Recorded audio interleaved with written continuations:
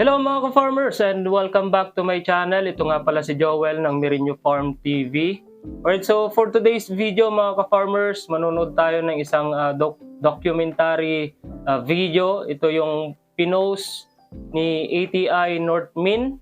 So lalagay ko yung link dito. Ang video ito ay tungkol sa isang paraan o isang sistema ng pag-aalaga ng itik. Ito yung integrated rice duck farming. And mamaya sa video makikita natin kung ano yung maganda sa ganitong method o ganitong pamamaraan sa pag-aalaga mga ka-farmers. So ATI Northmin, pahiram muna ng video para ma-share lang natin sa mga kapwa farmers din natin. So ano pang hinihintay natin mga ka-farmers? So tara, simulan na natin to. Duck raising is a profitable livestock industry in the Philippines. It is the second largest poultry industry that provides farmers income through its eggs and meat products. There are many ways in raising ducks. One of this is through integrated rice duck farming system or IRDFS.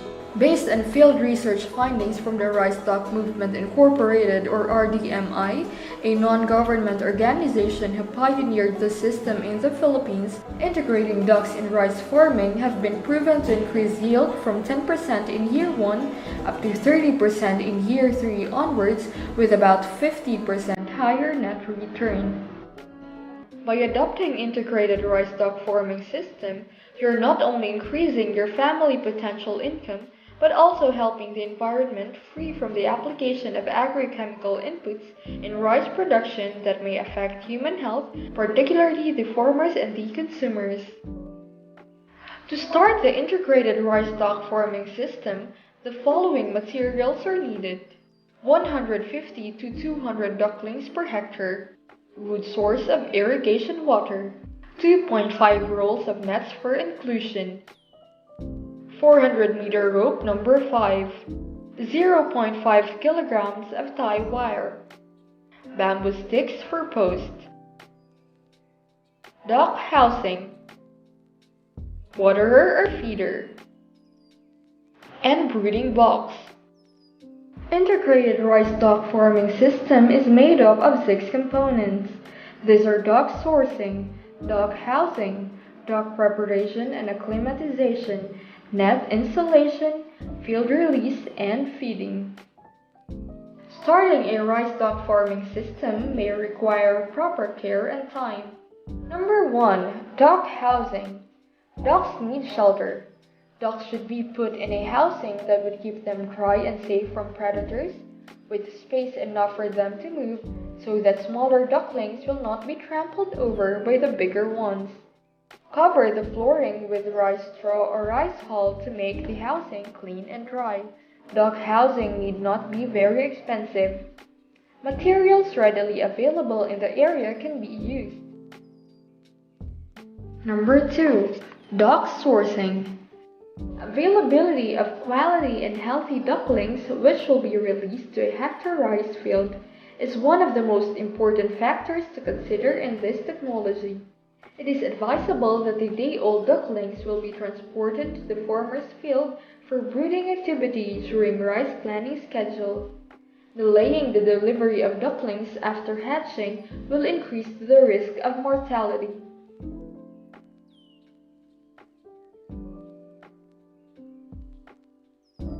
Number 3. Duck preparation and acclimatization. A day to 3 days after hatching, ducklings must be placed in a brooding box with equal partition to prevent trampling over the smaller duckling during sleeping. Brooding box must be covered with sacks during the evenings. Water should be available at all times in place ready for drinking. Ad libitum feeding should be done 2 weeks during breeding stage of duckling with chick booster. Acclimatization of ducklings is the most important part in preparing the duck for eventual swimming in the rice field. Without this, ducklings will suffer high mortality, up to 80%. Ducklings should be fed with a chick booster to keep their body warm. After feeding, allow them to swim in a small pond around the portion of newly transplanted rice for 30 seconds.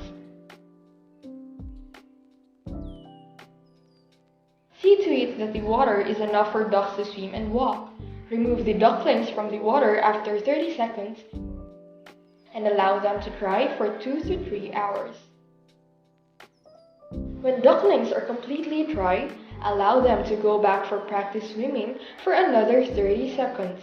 Repeat practice swimming in 2 to 3 days before final release to the rice field. Green plants will be given such as kangkong, ipil-ipil, and other leguminous plants. Green plants will prepare the digestive system of the ducklings for eventual release in the rice field after 2 to 3 days of acclimatization. Number 4. Net installation. Nets are used to protect the ducklings from getting out from the rice field and ensure that dogs and other predators, including human, will be kept away from them. The nets are held upright by posts, nylon, and tie wire to keep from sagging. Other duck inclusion can be used using indigenous materials available in the locality. After harvest, the nets are removed and stored for use for the next cropping season. The net can be recycled for a maximum of 10 cropping. Number 5. Field release. Ducklings are allowed to swim freely on the rice field after 7 days or 1 week after transplanting with the completion of the acclimatization process.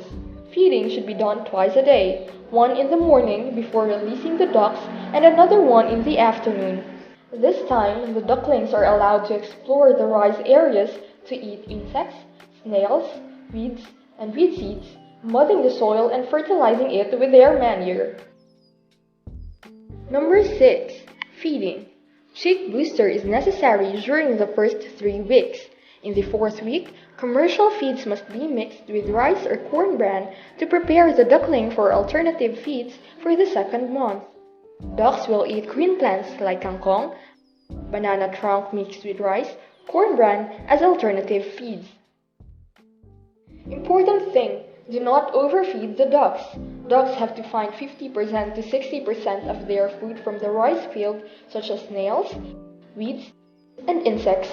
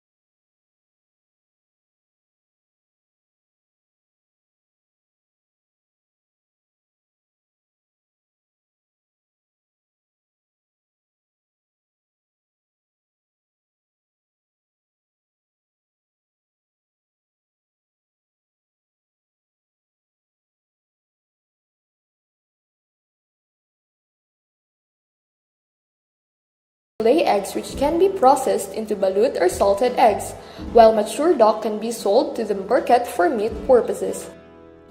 Integrated rice duck farming system has also health benefits. It also lowers the production cost, for the farmers will no longer have to use expensive and dangerous pesticides and inorganic fertilizers.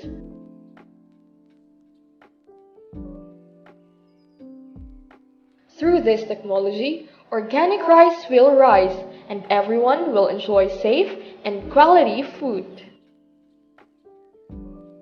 So ayun mga ka-farmers, napanood natin yung video ni ATI Northmin. So napakaganda. I hope marami tayong natutunan. Isa na ako doon, marami akong natutunan. Kung gusto mong mag-alaga, kung gusto mong magsimula o magsisimula ka pa lang, pwede mong gayahin yung ganitong pamamaraan mga ka-farmers. Integrated rice duck farming, napakalaking ginhawa sa atin yung ganong pamamaraan, lalo na hindi ka na gagastos pa ng mga unorganic fertilizer. So hindi mo na kailangang mag-spray ng pamatay ng damo, pamatay ng kuhol. Kayang-kayang gawin na yan ng alagang itik natin. And in return, yung mga itik rin natin yung nagbibigay ng additional fertilizer sa ating mga pananim na palay. So napakaganda ng bunga ng palay natin, and kita rin natin sa video mga ka-farmers, no, kung ano yung resulta nung ganong pamamaraan. So napakasimple mga ka-farmers, hindi ka masyadong gagastos ng feeds kasi hindi ka na meron ng mga alternative na pagkain na pwedeng ibigay sa ating mga alaga, no. So ayun nga lang, i-acclimate, tulad nga doon sa video na kailangan i-acclimate muna siya 3 weeks or after a month bago tuluyang pakawalan sa palayan mga ka-farmers. And correction lang doon sa video, no, nabanggit nila na 4 months mangingitlog na. No po, hindi po mangingitlog yung itik kung 4 months pa lang. So ang tamang buwan ng pangingitlog nila ay nasa 5.5 up to 6 months onward. Yan po yan sila nag-iimpisang magbutas, no. So yun lang po yung comment ko dun sa video na yun, hindi po 4 months. So muli mga ka-farmers, salamat sa inyong panonood. Hoping na may napulot tayong aral sa video na yon. And kung bago ka pa lang dito sa ating channel, huwag mo sanang kalimutang mag-like, share, and subscribe. Click mo na rin yung notification bell para lagi kang updated sa mga bagong videos na ating ilalabas mga ka-farmers. And kung may mga katanungan kayo mga ka-farmers, comment lang kayo sa comment section. Pipilitin natin yan gawa ng video mga ka-farmers. And lang mga farmers, ingat!